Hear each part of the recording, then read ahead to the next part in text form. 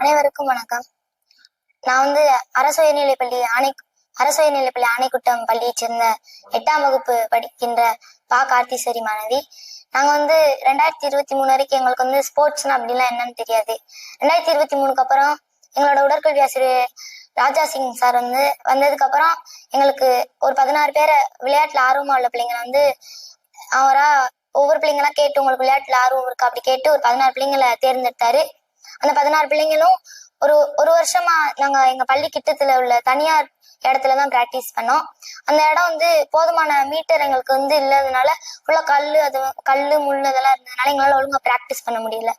Shoe கூட நிறைய பேர் ஸ்பான்சர் பண்ணாங்க. நிறைய பேர் நாங்க பிராக்டிஸ் பண்றதை பத்தி இங்க உள்ள கிட்டத்துல உள்ள நிறைய ஃபயர் ஒர்க்ஸ் ஸ்பான்சர் பண்ணாங்க. அதனால நாங்க அந்த மாதிரி அடுத்து 2024 ஜோன் மேட்ச்ல எல்லாரும் கலந்துக்கிட்டு வின் பண்ணோம்.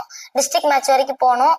அதுக்கப்புறமா அடுத்த டிஸ்ட்ரிக்ட் மேட்ச்ல ஜெயிக்கணும்னு சொல்லிட்டு ராஜா சிங் சாரும் எங்களோட பள்ளி இசை ஆசிரியர் உமாசங்கர் சாரும் அவங்களோட உதவியால எங்க தலைமை ஆசிரியர் எல்லாரோட உதவியால எங்களுக்கு ஸ்கூலுக்கு கொஞ்சம் தூரமா 3 கிலோமீட்டர் தூரத்துல உள்ள அரசங்கணேசன் பாலிடெக்னிக் அந்த காலேஜ்ல நாங்க பர்மிஷன் கேட்டு அங்க பிராக்டிஸ் பண்ண ஆரம்பிச்சோம்.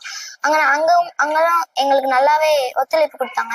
அங்க நாங்க பிராக்டிஸ் பண்ணோம். இப்போ ஜோன்ல 16 பேர் எல்லா ஈவெண்ட்லயுமே நாங்க அண்டர் 14, 17, 19 எல்லாத்துலயுமே நாங்க 16 ஃபர்ஸ்ட் பிளேஸ், செகண்ட் பிளேஸ் பண்ணோம்.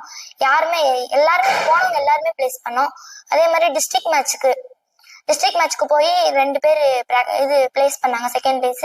இப்போ அவங்க ஸ்டேட் லெவல் காம்படிஷனுக்கு போக தயாரா இருக்காங்க.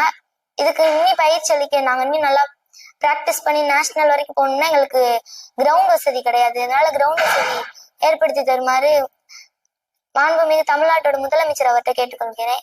நன்றி.